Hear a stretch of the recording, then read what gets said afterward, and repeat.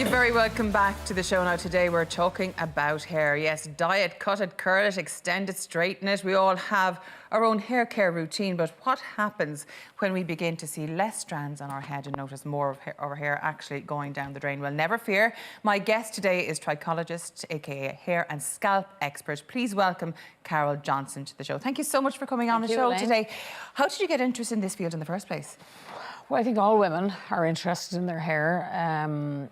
Me, particularly after having my children, noticing a change in my hair, and I was already working in a hair loss clinic then, so I wanted to study trichology. Yeah. So it's a specialised area of dermatology, yeah. Study the hair and scalp, and be able to help other people. Yeah. So I see a lot of women, men, obviously, the androgenetic alopecia, and children. Yeah. So, androgenetic alopecia, that's basically when a woman has too much testosterone in her system, is that right? Or something to that effect? Where testosterone is influencing their hair. Yeah. So where the female hormones have depleted. Yeah, exactly. So that happens a lot as women go older as well, exactly. doesn't it? Perimenopause, post-menopause.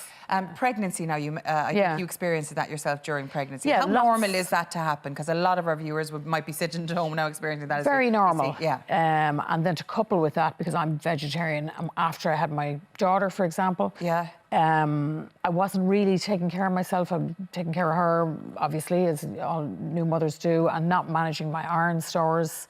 And then obviously your menstruation is kicking back in and you're having more loss. My ferritin levels dropped. So that was a postpartum effluvium. That'd be quite normal. Now, a lot of people would experience telogen effluvium. What does that mean now? Anagen effluvium. Telogen is where somebody's hair is just massively shedding and they don't know why. Yeah. And it is always physiological or psychological stress. Yeah. So it can be a deficiency. Talk to me about stress, first of all. We'll go to the more medical reasons in a while, but any time I've gone to, because my hair has been falling in and out intermittently for years. I've had thyroid problems, etc., etc., and so forth. Thyroid will I've been taking supplements and that. But how big of an issue is actual mental stress to your hair? Why is that? Why? Because stress is... stress are hormones. Yeah. So we don't always think of them as hormones. We think of female and male hormones. But cortisol, prolactin, adrenaline, they're all hormones. Yeah. And if your body is excreting them from your endocrine system, it's looking for a place to discard them. And your hair is a ideal dumping site. It's a superficial wrapping. It does nothing for you except give you 2% warmth. Yeah. So your body is going to choose that rather than your internal organs, which makes wonderful sense if you think of your body as a kind of the robotic way that it thinks, the hierarchy of itself. But for your hair, it's awful. Yeah. Because it's immediately removing your hair out of the anagen phase of growth. Yeah. And the body is really focusing on the internal, the important things. So it's the superfluous things like the hair and the nails and things like that aren't superficial. Yeah, they aren't necessary. So that's why your hair would be the first to suffer symptomatically if you have stress, which is very, very, very, very, very concerning, really. It is. You need to manage and your blood stress. drops from your pivotal crown into the cavity of the body. The body is really just, again, trying to get all the organs. I don't care about you. I'm not going to vasodilate you and circulate the blood into you. So you'll find that your hair will just really go asleep or fall chronically. Because I suppose hair growth has 3 different cycles, and if your hair falls out and the other cycles aren't pushing along through, then you're going to experience that, which is very traumatic, I'm sure, for a lot of your clients. Awful. People that I see, their self-esteem can be extremely low. I met a lady recently who doesn't want to go, not that she doesn't want to go, as she looks, she doesn't want to go to her daughter's wedding, because her hair is so thin and falling, and she's in alopecia, an alopecia areata. And the more she stresses, the worse it gets. So I think people aren't doing enough to manage stress, particularly. That's the big driver in all hair loss. That would be the biggest driver in hair loss. It's an accelerator, Wow. And what about other major causes of hair loss? What damage are we doing to our own hair ourselves? Okay. Damage, physically. Okay, you did mention the thyroid, and that is one. We'll move on to the hormones shortly. Hair extensions, straighteners, dry shampoo, congealing the scalp, not allowing it to respire. It needs to breathe. It's the same mantle of flesh, same epidermis. You wouldn't dream of getting up in the morning and not cleaning off your makeup and putting more over it. Yeah. So the pores are not breathing, they're clogged. Powders, pomades, not taking care of her hair and just constantly plugging something in instead of having a day where you say... Bleaching your hair and stuff like that. Bleach, obviously, so and if you maybe have highlights in your hair and you have extensions and you maybe use dry shampoo in your hair every day and use straighteners or curling products in your hair every day and you have a thyroid problem, you're kind of goosed.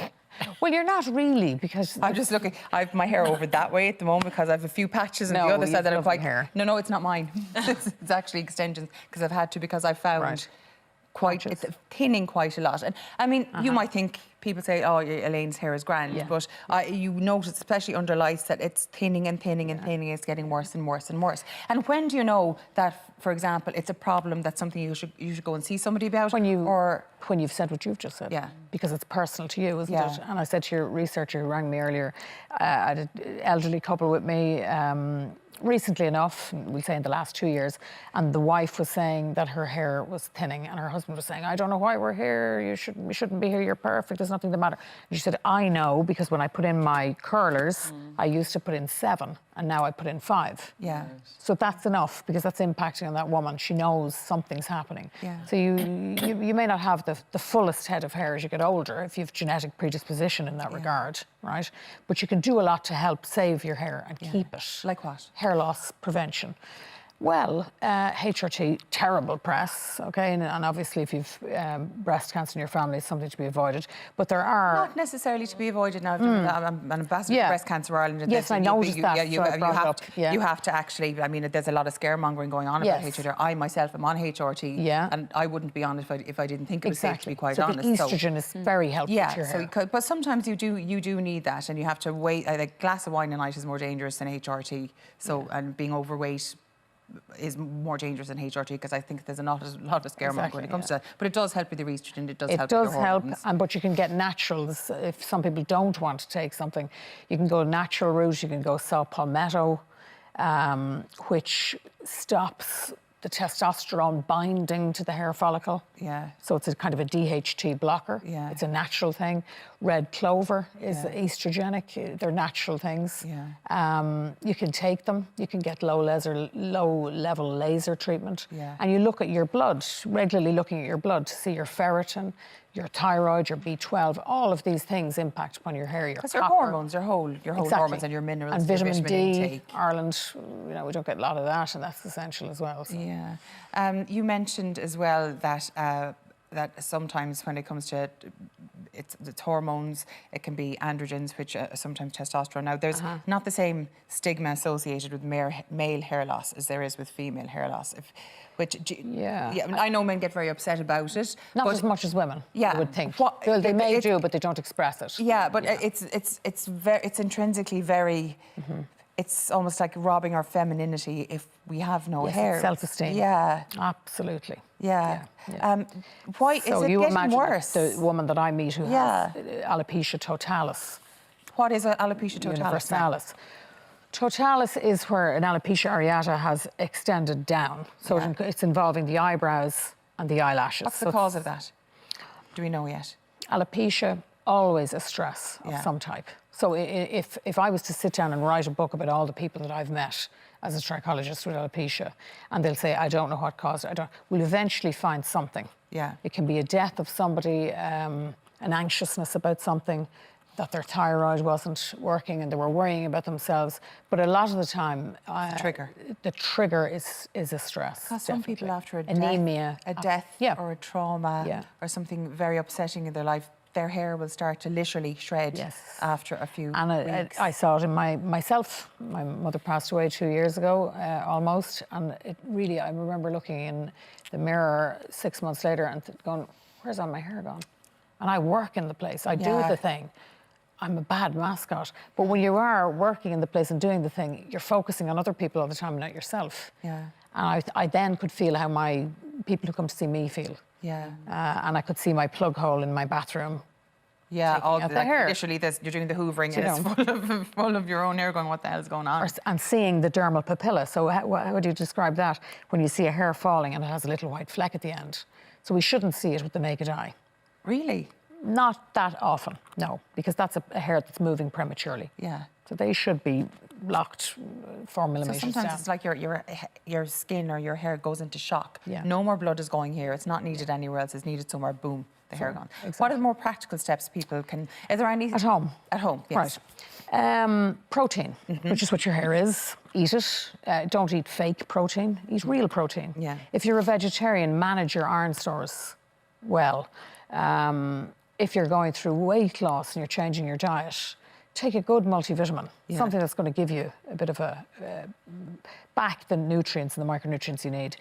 Don't assault your hair. We do it all the time, constantly. I use that word now because it's what I view, what you plug into the wall, there are salts on the hair shaft. Yeah. Right, medium setting on the hairdryer, straightening irons, awful. Yeah. They really are. Your hair is growing between 6 and 8 years in your entire life. Right, so it doesn't need a that weird way of abuse. thinking. Yeah. The longevity of human beings, Yeah. how long you have to take care of it. Yeah. Friction, avoid it. Don't do this washing your hair. Leave it in its natural fall when you're shampooing. Don't rush over the sink. Massage. Yeah. Out, blot your hair. And a silk pillowcase. What They're not difference terribly does that make? expensive. Well, silk is protein, so again, you're reducing friction on the outer cuticle of your hair. Yeah. And the brush that you use. Really? That makes a difference? It does. That whole wives' tale of brushing your hair 100 times, I thought that was like to stimulate good. scalp growth, no? Or scalp blood Well, to you're your actually scalp? you're drawing the blood, but what the implement you use, if you're going to use something that's nylon or plastic and your hair is already dry from colouring and processing, you're cutting into the cuticle. So it's like anything, isn't it? It's like a brush you might use for circulation on your face. The one that's really soft is better. Yeah, so Or do bristle. just gentle massage, sorry, with an natural And you bristle. break the strokes from the pivotal crown, the bones, the parietal skull, hold down. And you can do that because you're not creating traction. Yeah. Okay. How do people get in contact with you now if they're identifying with you and saying, my God, I need to do something about this? I work in Universal Hair and Scalp Clinic. Do you have a website? Yeah, it's... Oh, yeah, we have it on universalhairclinic.ie. And I suppose the main factor, as you said, if you feel yourself that your hair is thinning, that's when it's time to maybe do something. It is. But I think the message for me today is that people slow down, have a bit of time to leave the phone there, relax, reduce stress. It impacts positively when you do that. Thank you so much for your your time. lovely. Thank you very much for coming on the show today. Now time for a quick break, but when we come back, if you've decided to escape the mistletoe and holly then instead spend Christmas Day on the beach this year, stay tuned. Our novel traveller Michelle joins us after the break.